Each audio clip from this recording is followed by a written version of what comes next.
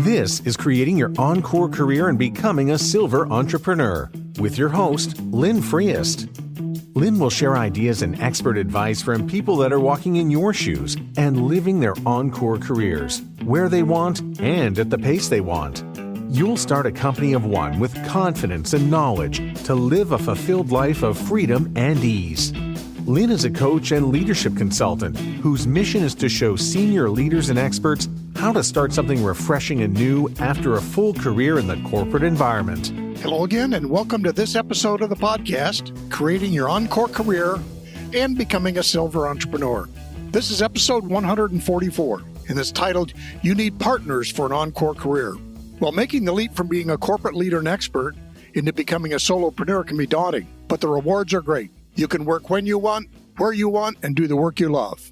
And I can be that guide and thinking partner for you.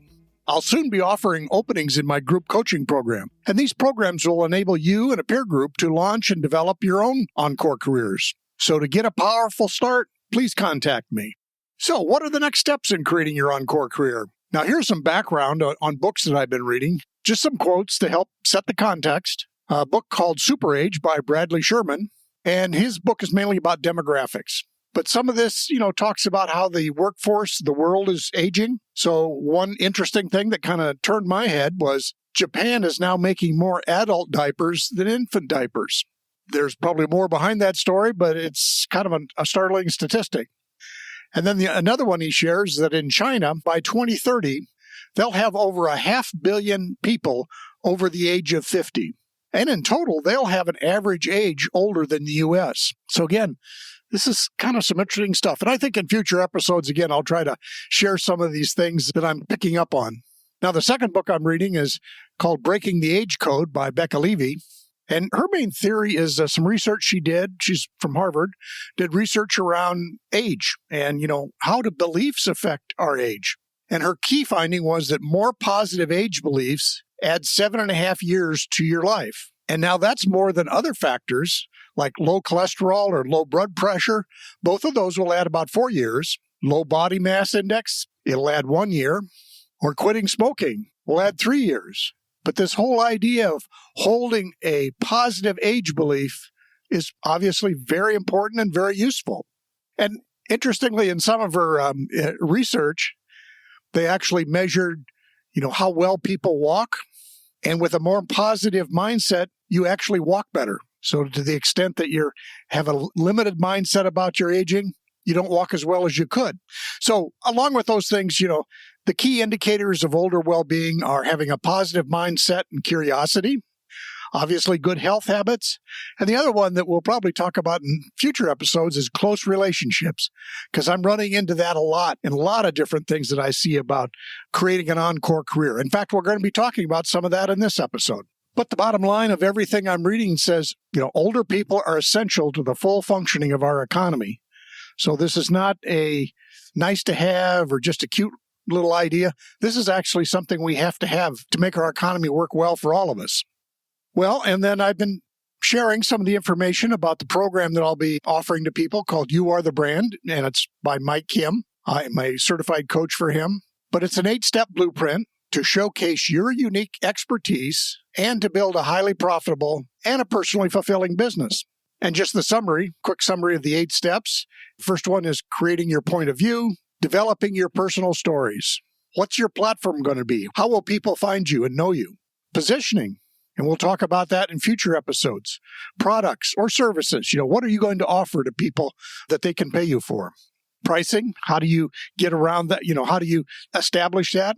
Making a pitch. How do you actually sell yourself to others? Now, Mike will say quite clearly that this isn't about closing a sale. This is about opening a relationship. So in other words, it's not just pitching whatever you are, but it's also about opening relationships with people. And then the final piece is creating partners. And there's a variety of ways we look at partners, and I'll share just a few of them here this evening. But I'll start with, how have I engaged with partners? And it's been a variety of ways. I kind of went back and reflected. Partners encourage me. They quite frankly teach me skills and knowledge that I don't know. Sometimes they do work for me. There's things that other people do better than I do, and I hire them to do that. And they connect me. Partners often, once I know someone, they'll introduce me to someone they know that the two of us should have a common purpose or a common interest, those kinds of things. So I've kind of been on a 7-year journey myself, and I've relayed that in earlier episodes. But back in 2015, even before I retired, I went to the Permission to Prosper conference sponsored by Ray Edwards. Now, it was maybe serendipity or the fates or whatever, but at that conference, I sat at a table with Mike Kim, who did You Are the Brand, Jody Mayberry, an expert in podcasting, Andy Traub, another excellent teacher and leader in the online space, and Steve Curti. And Steve he's an actual rocket scientist, but his goal in life was to teach a lot of kids about technology, and he's been fulfilling that goal ever since. But anyway, it was a remarkable table of 4 people that obviously they both taught me and encouraged me and let me have an awareness of what was possible. Then later on in 2015, I attended a conference with Jonathan Milligan, and it was called the 7 Streams of Income. And this was a great learning experience. So I saw what was possible out there in terms of making income as a consultant or a coach or in the online space. There's a variety of ways to do it. So that, again, just helped open my thought about possibilities. Then in 2016, I became a consultant with the Chamber of Commerce around my expertise at the time, which was, helping people with manufacturing. But there again, I got to interact with partners, the people at the Chamber, the Illinois Manufacturing Excellence Center. They had a variety of people there. The colleges, both local and the state colleges. CIRRUS, which is the state of Iowa Manufacturing Excellence program. And then I got to connect day in and day out with entrepreneurs and small business people. Once again, a great opportunity both to get awareness, understanding, and encouragement from these groups of people. Next, we went into 2017, and I got help from a virtual assistant who I still work with today. And she has great skills in marketing, skills in writing that I just wasn't as proficient at. And again, some of those things I could spend a lot of time on and not get very far. She could do them in minutes or, an hour or two. So she has simply been invaluable in helping me move forward. Then in 2018, I joined a training program for coaching on emotional intelligence. And again, had a wide variety of wonderful experiences with the people I met there. Obviously, they taught. I learned about coaching around emotional intelligence and how to best approach that, about emotional intelligence itself, the foundations of it. But I also got to connect with colleagues and other coaches. And it was actually literally a worldwide audience. So again, that was, at least in my eyes, very valuable and helped me with a much broader perspective than maybe I had before. Then in 2019, I began this podcast. And it started off kind of slow, but I gradually built some momentum. And then I actually hired Danny Osmond and his group to produce the podcasts, and they still do this today for me. So all I had to do was record these shows, and they could take care of all the rest of it for me. So while I still have to do the recording, a lot of the other stuff, they made it sound good. They could clean it up a little, post it on social media. So they took care of a lot of the stuff that would have taken me a lot of time and taken away from the other things I was trying to do. 2021, I took another step, an experiment, and I did an online public webinar around starting an Encore Career. Now, was it a tremendous success? No. Was it a failure? No, it wasn't that either. But it was a great learning experience because there I was really stepping out in public and sharing my thinking on all this. And then most recently, and I've shared this again in some recent episodes, was I attended a seminar from the Modern Elder Academy on transitions. But in doing that, they covered a lot of different subjects, and it's an amazing community of people. I've attended some other seminars, that they've had short seminars along with the 8-week one I attended. But it's, again, an amazing group of people, a lot of energy around that, people who are trying to work on this next part of their life. And so I found it terribly rewarding. So that's just a quick list of the people I've partnered with. And how have I partnered with them? Well, in the case of the podcast production and the virtual assistant, I literally hired them to do some work for me. Sometimes I've hired designers to design some things for me. But then I've been in masterminds, so it's peer groups of other people that are working on the same ideas I've been working on. And then I've also helped support in my local area the entrepreneurial work. So I help coach people who are trying to start businesses based on the experience that I have. But, it's one of those things where as you, in theory, coach or mentor somebody, you learn as much probably as they're learning. So it's just a mutual rewarding effort that's, again, help me build partnerships.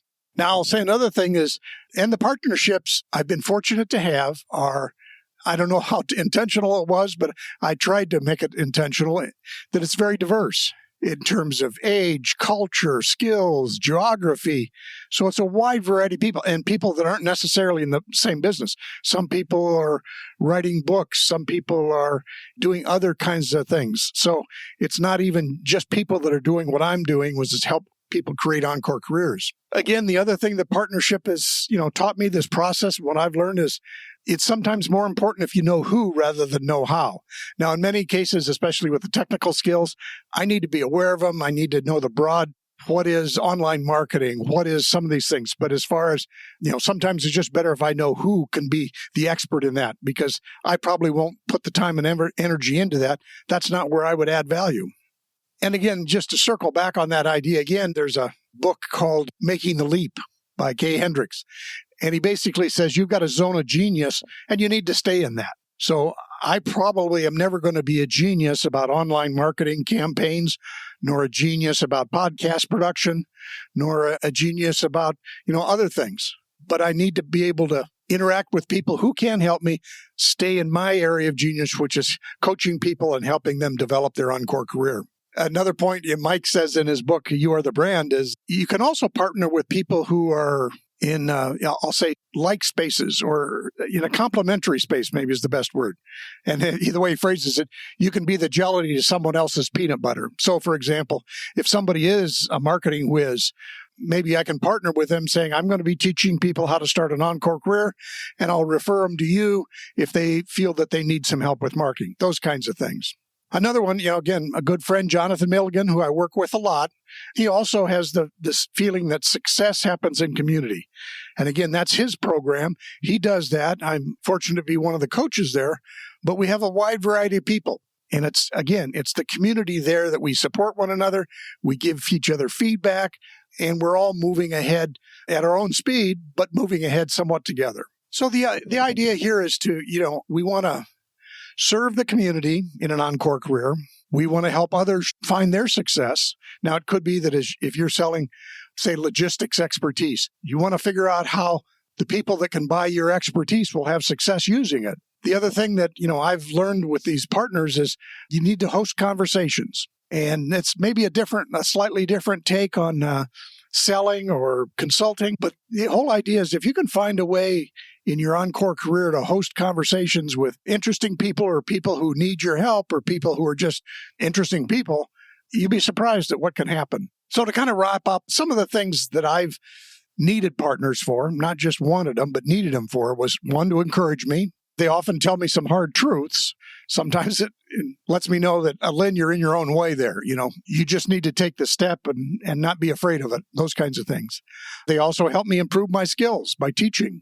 And they help me see blind spots, the things that I haven't even thought of. So, for example, in something like online marketing, I'm just not aware of that whole arena, how it works. And so they can quickly point out, well, no, that's not the way you would do it in this case, Lynn. So helping me see blind spots. Well, to wrap up this show, again, I'm going to be providing people the program You Are the Brand by Mike Kim. I think I've mentioned this in an earlier podcast. One of the 3 starting questions that he always uses was, what pisses you off? In my case, dealing with ageism in the workplace and culture. What breaks your heart? For me, it's seeing talented elders forced onto the sidelines when they could still be contributing. And what big problem will I solve? Helping modern elders create a fulfilling Encore career and helping others. So at the end here, remember, with an Encore career, the rewards are great. You can work when you want, where you want, and you can do the work you love. I'll soon be offering openings in my group coaching program, and these programs will enable you and a peer group to launch and develop your own Encore careers. So to get a powerful start, please contact me. Well, thanks for listening, and we'll see you next time.